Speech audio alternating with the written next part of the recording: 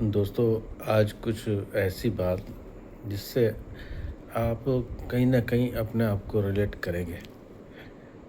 सुनते-सुनते या जस्ट सुनना शुरू करेंगे तभी से। सुनिए, घर रोज़ ही करते हो उनकी मिजाज पुरसी।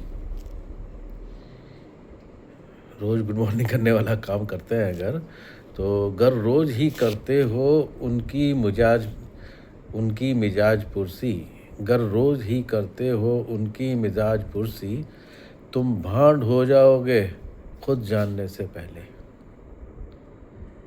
एक वार्निंग है कि अगर आप किसी से रोज़ उससे उसकी मिजाज पुरसी करते हैं, उसको खूब सर पे चढ़ाते हैं, तो थोड़े दिनों में आप खुद ही चमचे हो जाएंगे, यानी भांड हो जाएंगे, उसके गुण गाने लग जाएंगे, आपको पता नहीं चलेगा। यहाँ से हम आगे चलते हैं। घर रोज़ ही करते हो उनकी मिजाज पुरसी, तुम भांड हो जाओगे खुद जानने से पहले। इसलिए 2-4 दिन के खातिर उनसे निगाह फेरो। 2-4 दिन के खातिर उनसे निगाह फेरो, लौट के फिर आ जाना उनके भूलने से पहले। 2-4 दिन की खातिर उनसे निगाह फेरो, लौट के फिर आ जाना उनके भूलने से पहले। अब इस बात को थोड़ा सा सोचिएगा कि मैं क्यों कह रहा हूँ कि 2-4 दिन की खातिर उनसे निगाह फेरो, फिर लौट के आ जाना उनके भूलने से पहले। इससे पहले कि वो आपको भूल जाएं, लौट के आपको खुद ही आना पड़ेगा। क्यों? आगे सुनिए। घर 4 दिन से ज़्यादा तुमने न हाल पूछा।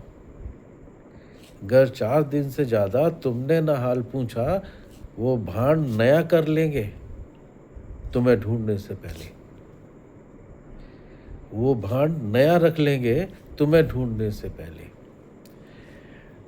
मतलब है कि ये बड़ा 2 वे और 1 वे एब्सेंट रिलेशनशिप है कि आप अगर किसी की ज़्यादा परवाह करते हैं, तो एक दिन आप खुद उसके बगैर रहने में मुश्किल हो जाएगी आपको, या फिर इसके लिए ज़रूरी है कि आप 4-5 दिन उसकी हाज़िरी ना बजाएं, और फिर लेकिन लौट के आप खुद जाइए, क्योंकि उसके बगैर आप भी नहीं रह पाते हैं।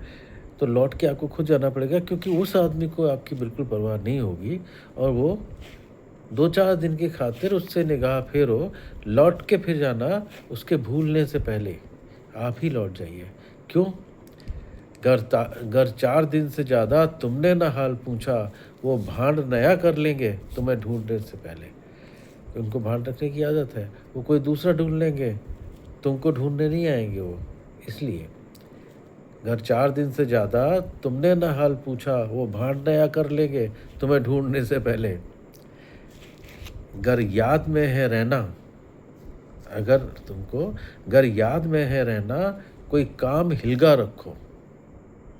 घर याद में है रहना, कोई काम हिलगा रखो। हिलगा रखो मतलब कोई काम अटका के रखो उनका अपने पास में। घर याद में है रहना, कोई काम हिलगा रखो। काम से जाने हैं तुम्हें तुम्हारे नाम से पहले। वो तुमको तुम्हारे काम से जानते हैं, तुम्हारे नाम से नहीं जानते। घर याद में है रहना, कोई काम हिलगा रखो।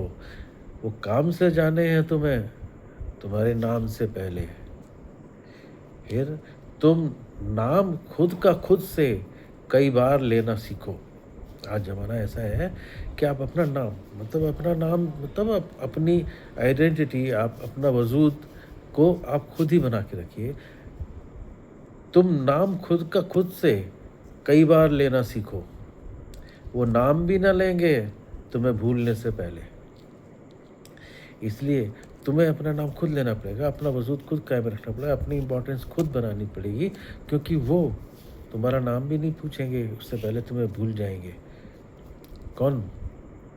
ज़माने वाले। कोई बात ऐसी कह दो महफिल में तुम ही चमको। क्या करना है आपको?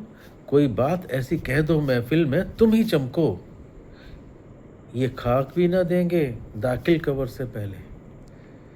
अगर तुम्हें अपना नाम धमकाना है तो कोई बात तुम्हें ही महफ़िल में ऐसी कहनी पड़ेगी कि तुम्हारा नाम अपने आप चमका लो, क्योंकि ये खाक भी ना देंगे दाखिल कब्र से पहले।